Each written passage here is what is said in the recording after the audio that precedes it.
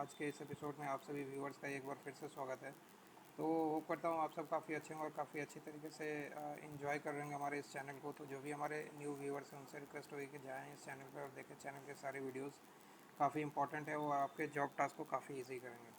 तो चलते हैं हम आज के इस एपिसोड में, देखते हैं हम किस तरीके से आज के इस एपिसोड में वर्क करेंगे। देखते हैं अपने फाइल्स को और फोल्डर्स को, जो कि हमारे मेन फोल्डर के अंदर जो भी कंटेंट्स होती है हमारे मेन फोल्डर के अंदर होती है, उसको हम किस तरीके से ऑर्गेनाइज करते हैं।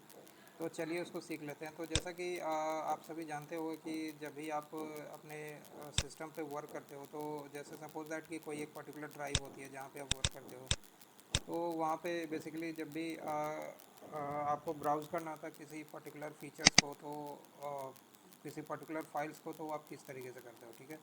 तो सपोज दैट कि डेली बाई डेली हमें कुछ ऐसी इंपॉर्टेंट फाइल्स होती है जिसको डेली हमें एक्सेस करनी होती है। तो जब हम क्लिक करते हैं उस फाइल को, तो हमारी जो फाइल फोल्डर्स जो होती है उसके अंदर के जो आइटम्स होते हैं वो अनऑर्गेनाइज होते हैं, ठीक है। उसकी ऑर्गेनाइज वो सही तरीके से ऑर्गेनाइज नहीं होते, यानी कि वहाँ पे जो भी फाइल की जो टाइप्स होती है वो टाइप्स सेम टाइप की फाइल जो होती है वो स्प्लिटेड होती है और स्कैटर्ड होती है।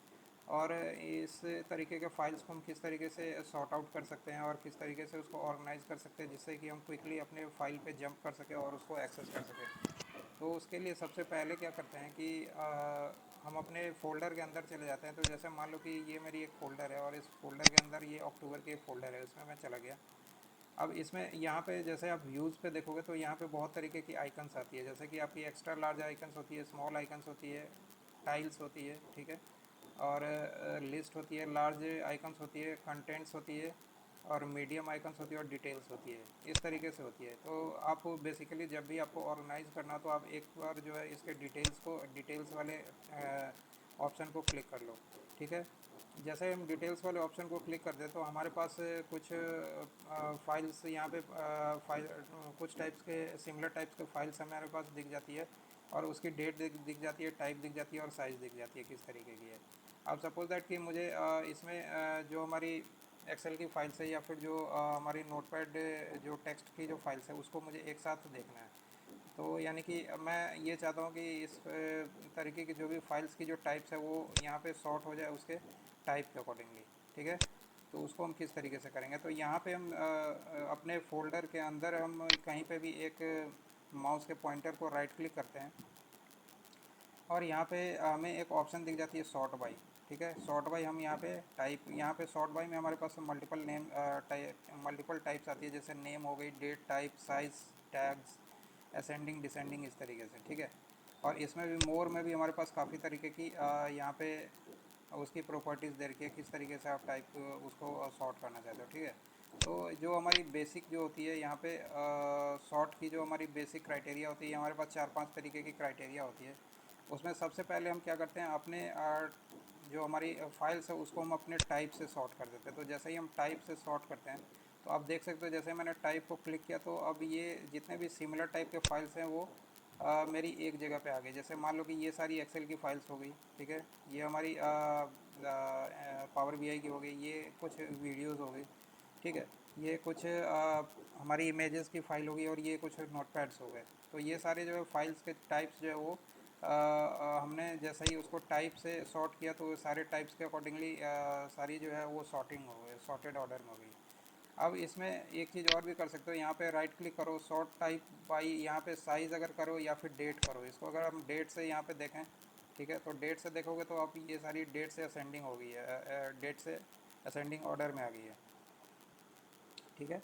असेंडिंग टू डिसेंडिंग, यानी कि करंट डेट वाली जो जितनी भी फाइल टाइप्स है वो आप सबके आपके ऊपर आ जाएगी, और उसके नेक्स्ट डेट में जितनी भी फाइल्स है वो उसके अकॉर्डिंगली ये नीचे चली जाती है। इसमें कुछ और भी ऑप्शन हम देख लेते हैं। यहाँ पे हमने डेट देख लिया, ठीक है, और हमने टाइप देख लिया। अब यहाँ पे अगर हम साइज़ से इसको करें, ठीक है, तो साइज़ से यानी कि जो भी बड़ी फाइल्स की जो साइज़ है वो सबसे ऊपर दिखेगी, और उससे नीचे जो भी हमारी फ़ाइल की साइज़ है वो डिसेंडिंग ऑर्डर में नीचे आती है। तो आप देख सकते हो जो हमारी ये फर्स्ट वाली जो MP4 वाली जो साइज़ है वो सबसे ग्रेटर साइज़ है, तो सबसे ऊपर आ गई, और बाकी की उससे जो अदर फाइल्स हैं उससे लेसर साइज़ के वो उसके नीचे आ गई। तो आप इस तरीके से जब भी आपको अपनी फाइल के टाइप फाइल्स को ऑर्गेनाइज करना हो तो आप इस तरीके से ऑर्गेनाइज कर सकते हो। ये काफ़ी क्विक और इजी होता है और इससे ये काफ़ी इफ़ेक्टिव भी होता है। ठीक है, तो इसमें हमने इसके डेट को, टाइप को और साइज़ को देख लिया। अगर आपको उसको नेम से सॉर्ट करना तो उसको आप नेम से भी कर सकते हो। तो जो भी हमारी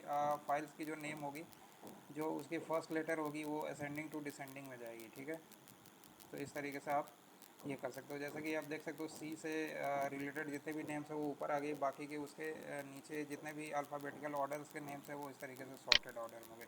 तो बेसिकली नॉर्मली जो हमारा जो सॉर्टिंग का जो क्राइटेरिया होता है हम उसको सॉर्ट बाई टाइप ही करते हैं। ठीक है, जिससे कि वो ऑर्गेनाइज भी रहे और हमें जिस तरीके की फ़ाइल की रिक्वायरमेंट है उस तरीके के फ़ाइल को हम क्विकली यहाँ से इसको एक्सेस कर सकें। तो होप करता हूँ ये सारी चीज़ें आपको अंडरस्टैंड हो गई होगी। और आपके किसी भी तरीके की अगर इससे रिलेटेड कुछ क्वेश्चंस है तो आप हमारे कमेंट सेक्शन में अपने क्वेश्चंस को पुटअप करो। और तब तक के लिए थैंक यू सो मच। मिलेंगे फिर अगले एपिसोड में कुछ और भी इंटरेस्टिंग टॉपिक्स के साथ। तब तक के लिए have a nice day, bye bye, take care.